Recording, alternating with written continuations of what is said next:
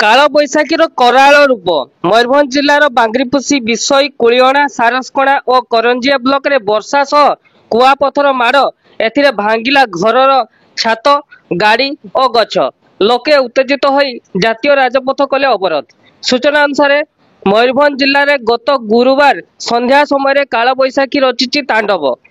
जिलार बांग्रिपोषी विषय कुलियणा सारसकणा और करंजिया ब्लॉक रे प्रबल पवन वर्षा सह कुआपथर माड़ होइतिला, जहा फल जिला प्रशासन प्राथमिक आकलन अनुसार मोट 19 गोटी ग्राम पंचायत 47 ग्रामर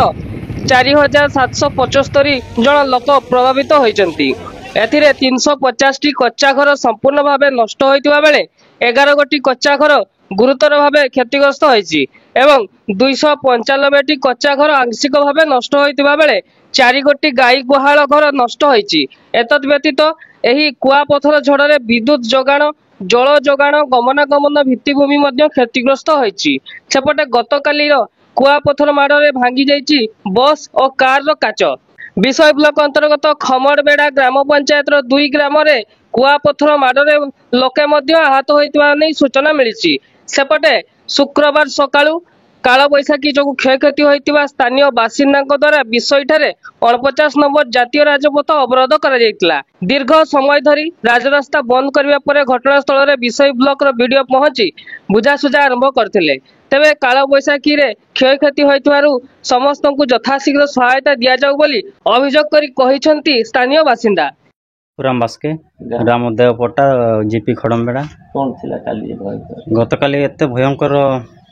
आसला जे हठात जना पड़लानी आम संध्या प्राय 7टा 8टा भितर आसलु स्पॉट्स गाँ साइड गोटे थिला आसलु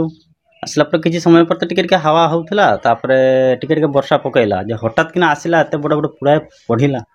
घर द्वार पूरा छिनछतर हो गला आउ देखिरी आमे छुआ का हमर ये थाए धान जो रखते आमर ता पटा तरे पशिगले सब छुआ पिला आम छुआ आउ देखिरी टिके समय पानी सरला परे आमे पाख पुत्रा घर को पड़ेलु से बिल्डिंग घर थिला सेठी रहिलु अवस्था किछि नाइ घर द्वार किछि नि चिन्ह वर्ण किछि केते बड़ बड़ बड़ कुआ पत्थर हो ओजन हे जिवो किले पकापकी 500 पकापकी वर्तमान भी सेटा तार तरड़ी सारिनी आड़े अछि देखैबा नले आपन को सेटा देखै पारबे आपन आ एतकी हमरा नेहरा गवर्नमेंट पाखरु तहसील आरआई वीडियो टिके दया करे एगुडा को हमर क्षतिपूर्ण देले भलो होंता आ काहकु तो कहि हेबोनी एटा देवी ने ये प्रकृतिर तार दानव देखैला मु वीडियो सागर चंद्र मुर्मू वीडियो विषय काली हठात जो आमर माने हुड़हुड़ी बा ये पड़गला आम कुआ पत्थर पड़ा बड़ बड़ कुआ पत्थर पड़ा सब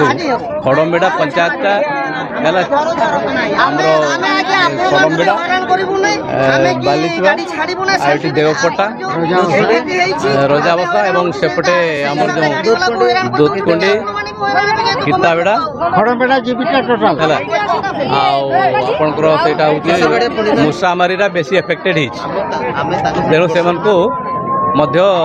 राति शुक्ला खाद्य दिखाई आज शुक्ला खाद्य प्रस्तुत होगी आम आनीचु